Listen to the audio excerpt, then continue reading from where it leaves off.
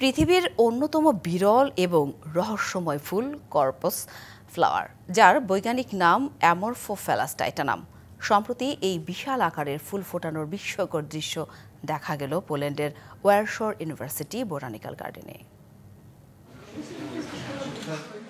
সাধারণত রাতের অন্ধকারই ফোটে এই কর্পস ফ্লাওয়ার, আর সেই মুহূর্তটিকে চাক্ষুষ করতে মধ্যরাত থেকেই ভিড় করেন দর্শনার্থীরা, আর ভোর থেকে উৎসুক জনতার ঢল। কর্পস ফ্লাওয়ার 4 থেকে 10 বছরে মাত্র একবার ফোটে।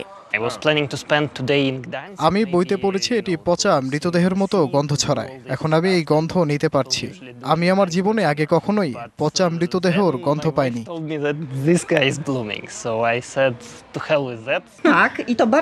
ফুলটির গন্ধ ছিল গলাপচা জৈব পদার্থ ও উদ্ভিদের মিশ্রণে।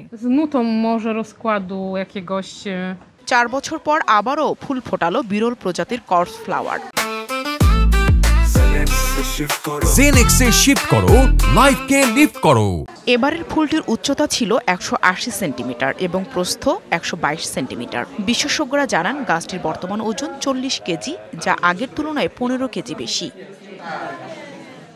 কর্পস ফ্লাওয়ারের আরেকটি চমকপ্রদ বৈশিষ্ট্য হলো এর গন্ধ, যা পচা মাংসের মতো। বিশ্বের বিভিন্ন দেশে এটি কদাচিৎ ফোটে এবং প্রতিবারই সেটি হয়ে ওঠে এক বিশেষ আলোচনার বিষয়। এই অদ্ভুত ঘটনা দেখতে হাজার হাজার মানুষ ভিড় করছেন পোল্যান্ডের ওয়ারশর ইউনিভার্সিটির বোটানিক্যাল গার্ডেনে। প্রকৃতির এক দুর্লভ বিস্ময় কর্পস ফ্লাওয়ার। মাত্র কয়েক বছর পরপরই ফোটে এই ফুল, আর এর জীবনকালও খুবই স্বল্প। Nahida Rinthi, DBC news desk.